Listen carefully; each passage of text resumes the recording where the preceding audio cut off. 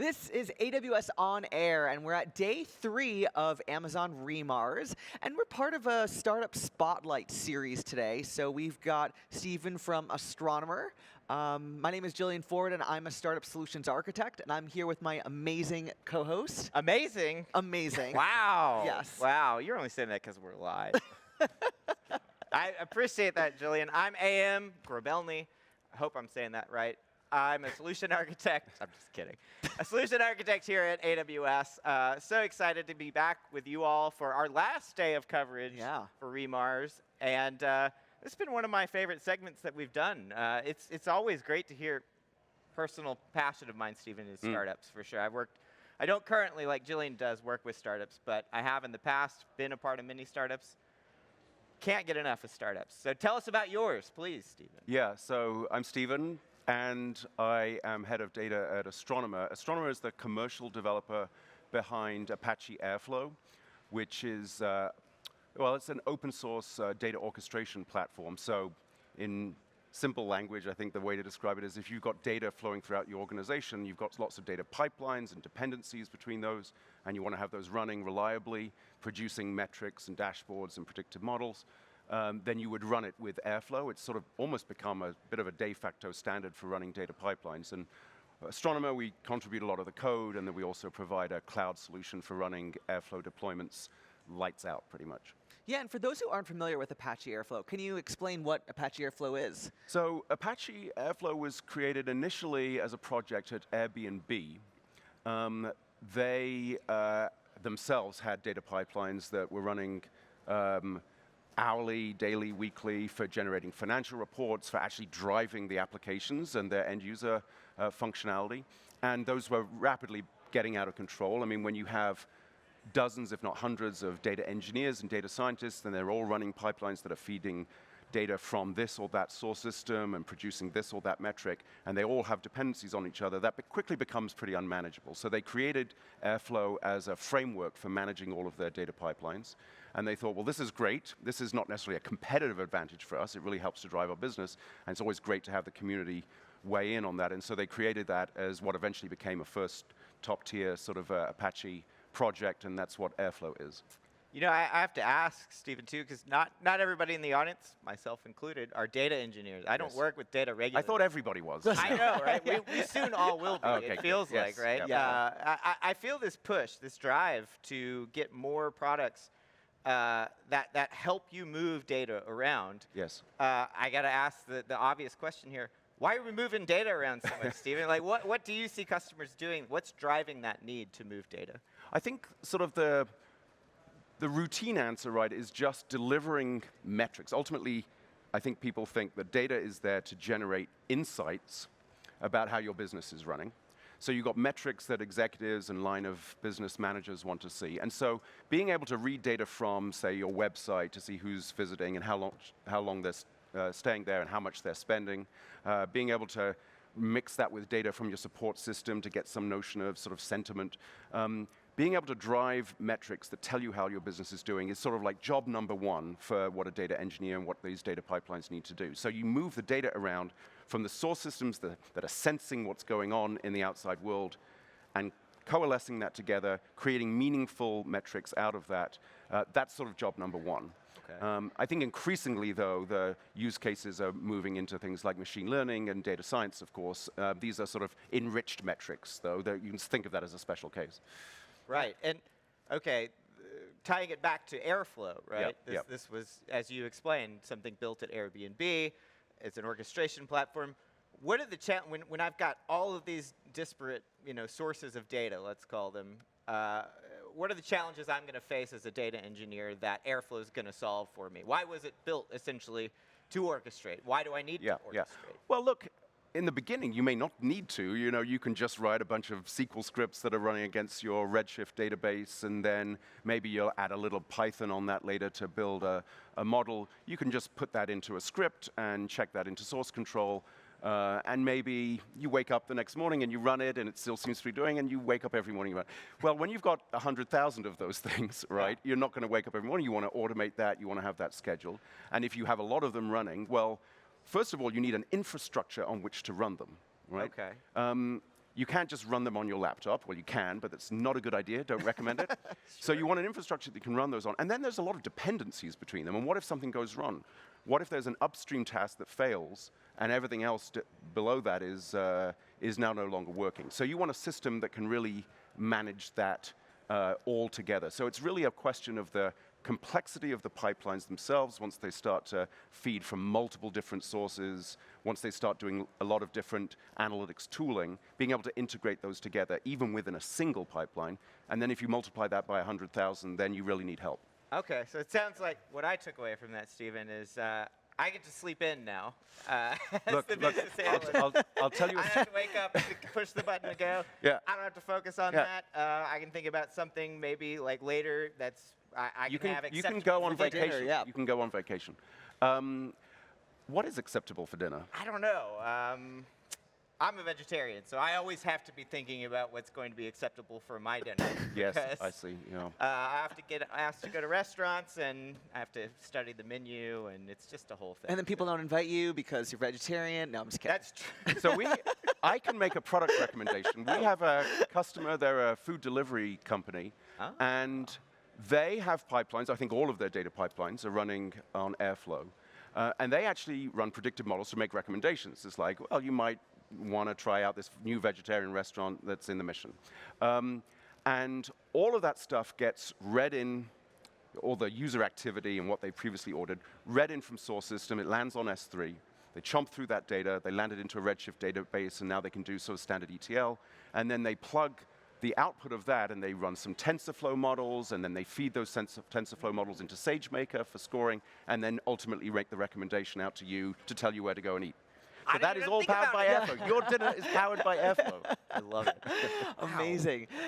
Stephen, you were saying earlier, like it totally makes sense once you're at the scale of like, thousands, and how do you actually manage all of these like workflows at once? Is there maybe like a minimum threshold of when someone is dealing with the complexity of managing workflows where it makes sense to actually use, Astronomer, to be able to help? Yeah, I think as soon as you get to the point where you have multiple users that are creating data pipelines that need to run lights out reliably day to day. It doesn't need to be a ton. I mean, I actually run the data science team at Astronomer, so it's this weird meta thing where I'm using Airflow to analyze data about Airflow so that we know what the community is doing. Well, we have certainly a decent number of DAGs, certainly getting on for like 100 pipelines that are running in our system, and they're chomping through like billions of rows of data because we have a very active community. 2 weeks ago, right, so I have all of my pipelines that are running that are generating reports for my boss and that are building models that we need to sort of like do dispositioning of new Airflow issues that are coming into GitHub. All of that is running lights out. But 2 weeks ago, actually, we had an issue where one of the APIs had changed in one of our source systems. And so one upstream DAG is one of these pipelines, a directed acyclic graph, it's just a connection of tasks. That one started failing, and a lot of the downstream ones started failing. Of course, this is all running within our infrastructure, so we got the alerts, everything was running, but we were being lazy that day. Maybe it took us a few hours to sort of notice that something was going wrong, and then we had to trace down what the source of the problem was, which was actually pretty easy. I'll get to that in a second. Okay. But once we had fixed that bug, the system basically healed itself. It knows that it skipped this number of runs, that there are these gaps in the data, so we can just go back and refill those. That all happened without the generation of the reports, and even when the generation of the reports fails, all happens without me having to think about it. I cannot tell you how much more relaxed I am about running a data science team than I used to be. Yeah. That's pretty amazing. So you mentioned, you already told us why people are moving the data around. Once it's moved around, what are you seeing customers? You gave us a few, I think, previews of this too in your earlier statements. What do you see customers actually doing once the data is finally moved into place where it needs to be? Yeah. What's the value they're deriving from that? Is it typically reports? Is it definitely, the bread and butter of what Airflow is doing is standard data pipelines that are doing things like ETL, for example. So, ingesting data and transforming it and producing metrics for dashboards. That is the bread and butter. By virtue of what I do, I can see, I have some visibility at a high level into what our customers are doing, the type of operations they run, and I can tell that a lot of these are transformations within relational databases like Redshift or Snowflake, more large-scale ETL using something like Databricks or EMR. That is all the bread and butter. But you can also see a lot of use of predictive models like TensorFlow, machine learning frameworks like SageMaker, a lot of different libraries, many of which we provide as sort of out-of-the-box integrations. So I think the idea that's maybe the conventional wisdom, which is that Airflow is generally for data engineers and for running data pipelines, is not true, because what happens is those data engineering pipelines are feeding into machine learning pipelines, and they're like, well, why stop there, right? Yeah. ML pipelines are data pipelines. And so you can use Airflow as the foundation for that, well, an ML ops framework, really. Okay. And yeah, obviously we got AWS users who are listening in. So, I mean, can you give us some, like, where do people typically run Astronomer in AWS? So when I first got to be aware of Airflow, I wanted to try it out myself so that I could figure out whether it was the right thing for my data science team to do. And if you go to the Astronomer website, there's the Astro Cli. So you have this command line interface that allows you just to download an image and start generating your own pipelines and have those running just on your laptop. And you can even schedule those on your laptop. Again, not recommended for production usage. And that's very easy to do, and it's super easy step-by-step instructions. The other thing I'd recommend is we have weekly webinars that you can also see listed on the website. And those are really fun to listen to. We have sort of long form where we take you through a demo of the system and the capabilities, and also some short form stuff where we just walk you through a particular feature. So I would really recommend those. That's great. Yeah. Now, with a typical data engineer, right? Let's go through maybe a workflow that they would use. You know, I've signed up for Astronomer. I come in. How do I get started? What areas am I going to want to explore? How do I get, you know, connected to my source? You know, be it a database, you know, some other source of data. Yeah. And how do I get it flowing through the pipeline? Well, you know, I think historically that's actually been one thing that's not been so easy with Airflow, is that, you know, just writing your first pipeline that just runs a bunch of Python code is not so difficult. But as soon as you actually want to do something and connect to some databases, there's a lot of reading and documentation. That's something where actually my team has really tried to help. As users of the system, we know what's difficult and what's easy. And so we actually generate new content. So if I take you through a typical flow that, like, say, Maggie on my data science team works, she will ingest data from our production systems, some user telemetry to see what people are doing. She maybe wants to relate that to which organization they belong to, so we maybe have some data from Salesforce, and then she'll throw that into a Snowflake database, and then do some transformations, then push that out to some reporting system. Well, all of the connectors that you need for connecting, say, to S3, for landing your data, to connecting to Salesforce, Snowflake, Redshift, SageMaker, all of those are available. We've created a registry for the community. It's all completely open, searchable. It's all backed up by open source code sitting on GitHub, which you can go in and play around with. And we have a set of about 100 connectors, if you like. We call them providers for different third-party systems. And then also, so that you don't have to start from scratch and you don't have to have blank page syndrome, you can open one of our sample DAGs. So just that use case that I just related earlier about sort of like ingesting data from cloud storage and then mixing that through a relational database and pushing it out to SageMaker, we have that sitting in our registry as a sample DAG that you can use. That's awesome. Yeah. I mean, that code, by the way, for connecting to these disparate systems is deceptively complex, actually, sometimes. You know, you just talked about a database and like a REST API, right? Yes, that's Those right. are way two different ways of connecting to That's something. right. You had to write that by hand, and you're, let's say, a data scientist. Yeah. You may not know that. Like for an app dev like me or DevOps, that's probably pretty straightforward. But it's still not even that simple, because, you know, the Salesforce API, for example, will have its set number of retries. Exactly. Maybe they have an SDK. I know they do, but you know, not everything's going to have an SDK. You're going to have to, you know, oh, we got throttled. We got to put in like a retry logic into here. I don't want to write that code. So that's awesome that you all have. And I think Airflow definitely makes that easier, because it's the orchestration system, but it's an orchestration system that knows what it needs to conduct, right? It knows who the instruments in the orchestra, if you like. So that's already sort of 90% of the battle. But once you get beyond there, I think even within Airflow, there's still a lot of stuff you have to do to get the DAG up and running. And we've tried to attack that in a couple of different ways. First of all, by providing these connections on the registry so that you don't really have to understand the Salesforce API to use it. Secondly, we've started creating in the last couple of years an SDK around Airflow that allows you to write code that feels a lot more like the everyday code that you write, just a bunch of Python or a bunch of SQL, and you just essentially tag it or decorate it to say, no, I want you to run this as a task in Airflow. This is not just your average Python function, and then we'll take care of the rest for you. Oh, nice. Yeah.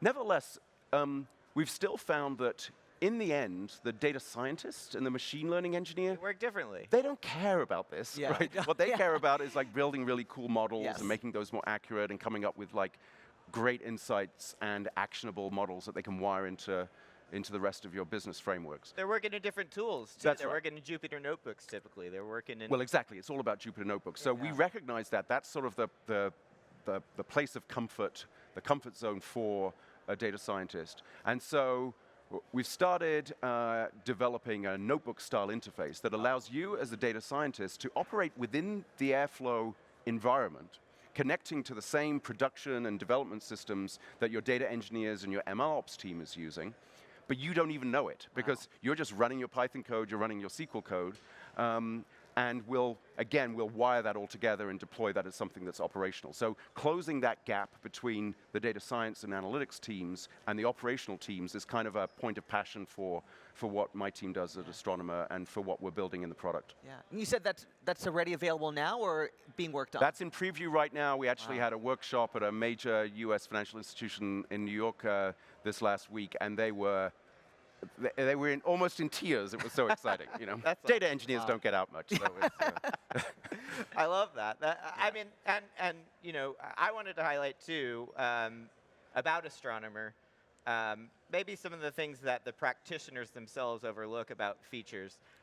You and I were discussing before we went on air about the RBAC system that Astronomer provides on top of That's Airflow right. too, right? That's right. Which is something that a security team is deeply going to care about, That's right. And That's right. security teams are often overburdened to come in for every data engineer request to Yep. like, oh yeah, we have a pipeline we need access to. Can you grant us permissions? That could take weeks, Yeah, right? yeah. How does Astronomer address that's that? why so many data science projects end up failing, I think, is not because you don't have a good enough model or you don't even have access to the data. It's that when you try to operationalize it, you're just exhausted and you give up, right? True. And so I think what we tried to do at Astronomer is to say, well, look, Airflow is actually really addictive. It's a really fun thing to work with. It's like it allows you to operationalize things so much more easily than you're used to because it has the scheduling capability, the alerting, the fault tolerance. It has the ability to connect to all these different systems.